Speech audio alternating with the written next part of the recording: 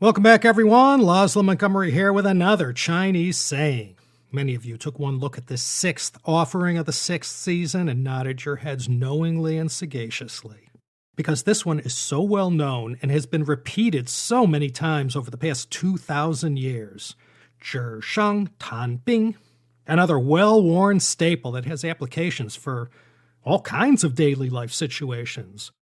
But before we open up the good book from whence it came, let's put these four characters on the dissecting table. Zhǐshàng Tánbīng. Zhǐshàng means on paper. To tan means to talk or discuss, and bing means weapons, a soldier, an army, or just military affairs in general. And in the game of chess, your pawn is called a bing. Zhǐshàng Tánbīng. This one you don't have to be Albert Einstein or Stephen Hawking to figure out its meaning. On paper, discuss military. Right away we know where this one is heading, but it's not enough just to figure out what this means. This one has a heck of a story attached to it, and without any further wasting of time, let's get down on it. This one comes from that greatest of all founts of useful and interesting chengyus, the record of the grand historian, the Shi. And for today's story, we welcome back to the CSP the great warring states general from Zhao State, Lian Po, featured before in a couple past CSP episodes. Who can forget his incredible display of contrition from the Season 3, Episode 2, Fu Jing Qing Zui. From the chapter of the grand historian Shi entitled Lian Po Linxiang Ru Lie Zhuan, the Chronicles of Lian Po and Linxiang Ru, we get this masterpiece. When this slice of history occurred, there were 7 remaining states, all warring against each other. And one of these 7 warring states was the state of Zhao, created during the 5th century BC, during the historic partition of Jin. Zhao today could be overlaid on top of Shanxi, Hebei, and Inner Mongolia, the ancient Chinese heartland. The Warring States period in China, roughly 475 to 221 BC, witnessed the final centuries of the Zhou dynasty. In the kingdom or state of Zhao, there was a general named Zhao She who, along with Lian Po, were known for their many heroic deeds on the battlefield. Zhao She, he had a son named Zhao Kuo. Like Homer Lee, featured in China History Podcast episode 298, Zhao Kuo was enamored with the idea of battle and spent all his days reading and studying about military strategies. He liked nothing more than to discuss war with his father's visitors. In these talks, he displayed such thorough knowledge of military history that all the visitors, military men themselves, were greatly impressed and often sang his praises to his father. And because Zhao Kuo received so much praise, and so often too, he began to believe all the shoe shining, and this made him overconfident and led Zhao Kuo to often act too big for his britches. And his father, General Zhao She, he kind of looked at his boy with a degree of disdain. A man like Zhao She was a grizzled veteran of too much slaughter on the battlefield. He knew what it was like to fight a battle, and he would tell his son, Zhao Kuo, not to speak so pugnaciously and to exercise more caution and to think more practically. He would tell his son that engaging an enemy on the battlefield wasn't as simple as what he yammered on about in front of people.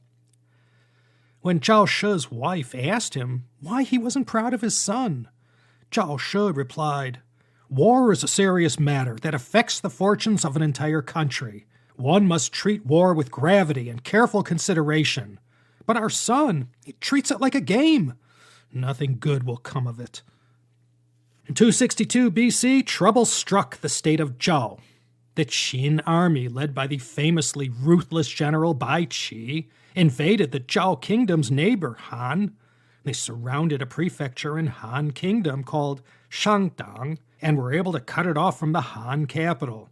The Han generals based in Shangdang found themselves surrounded by the Qin army and immediately sent emissaries to the kingdom of Zhao to plead for help.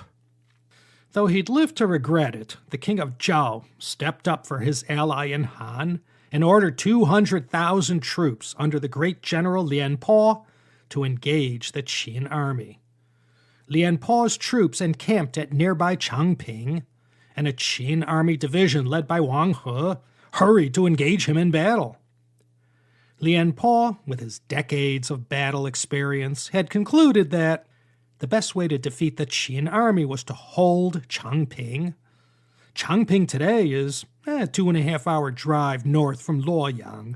It was easy to defend and difficult to attack. And Lian Po believed that the Qin army, by battering itself continually against the Zhao defenses hunkered down in Changping, would eventually wear itself out and become weakened to the extent that they'd either give up or be left open for attack. This strategy caused the Qin army considerable difficulty. They were far from their Shanxi home and their supply lines were growing too thin. It became more and more impossible to supply the Qin troops besieging Changping. Meanwhile, Lian Po stubbornly held on to the town with a vice-like grip, easily fending off Qin attacks. After 3 years, from 262 to 260 BC, the Qin military besieged Changping at considerable expense to themselves. But in all this time, they had achieved little. The Qin troops found themselves at the end of their tether and reluctantly reported their dire situation to King Zhao of Qin. King Zhao asked for some advice from his #1 strategist, Fan Ju, and Fan Ju advised, the main thing is to get rid of General Lian Po. He's too cunning and experienced for us to really stand a chance. If our generals can eliminate him, the rest will be easy. So spies from the Qin kingdom were sent to infiltrate Zhao. And after insinuating themselves into Zhao society, they began to bribe any officials and ministers they met. After buying their loyalties with gold, these Zhao turncoats became shills for the Qin and gladly spread all kinds of misinformation and rumors at the Zhao court. They said to the king of Zhao, "Look at sleepy General Lian Po, old and timid, being besieged by the Qin army without having done anything about it. It's been 3 years already, and he hasn't made any headway. I fear, your majesty, any day now, Lian Po's army will fall to the Qin." Then they whispered to the king, "Remember how faithfully and victoriously General Zhao She led our armies? Such a great warrior he was." "Well, we've heard, your majesty, that he has a son, Zhao Kuo, even braver and more talented than his father. If this Zhao Kuo were to be appointed general at Changping, the Qin army would truly stand no chance." The king of Zhao was already getting impatient with Lian Po's strategy of rope-a-dope defense.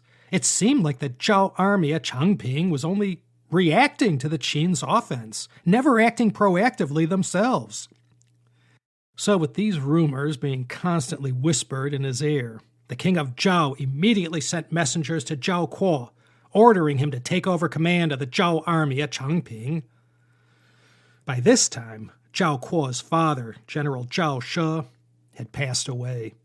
Zhao Kuo's mother, remembering Zhao She's words about his son, begged the king not to let her son go to Changping. She repeated Zhao She's belief that, even though Zhao Kuo was well-read in military strategies, he treated war like a game, and moreover was too arrogant and confident in his own abilities. "If you let him lead an army, he will lead us to defeat," she pleaded with the king. But the king of Zhao, filled with all the disinformation of these Qin shills, was dead set on replacing Lian Po with Zhao Kuo. Seeing that she could not dissuade him, Zhao Kuo's mother had to settle for extracting a promise from the king that in the event that Zhao Kuo went down in defeat, the king would not punish any other members of the Zhao clan. And with this ringing endorsement from his own mother, Zhao Kuo set off with an additional 200,000 troops to the Zhao camp at Changping. Combined with the 200,000 troops already at Changping, Zhao Kuo was in command of 400,000 Zhao troops. After relieving Lian Po of his command, Zhao Kuo immediately switched tack from Lian Po's defensive strategy. He gave orders to counterattack each time the Qin army tried to engage them in battle. He ordered them not to act in a purely defensive position. The Zhao were to fight them and give chase rather than simply defending the Zhao encampment. Meanwhile, the Qin army was undergoing its own changes in leadership. King Zhaoxiang's brilliant strategist Fan Zhu, hearing his plan had worked and that Lian Po had been replaced with Zhao Kuo, gave orders that the Qin ever-victorious general Bai Qi, who had captured and held Shandong from the Han Kingdom, headed to Changping to engage the Zhao army. Led by Bai Qi, the Qin army faked a few assaults on the Zhao camp using a decoy battalion.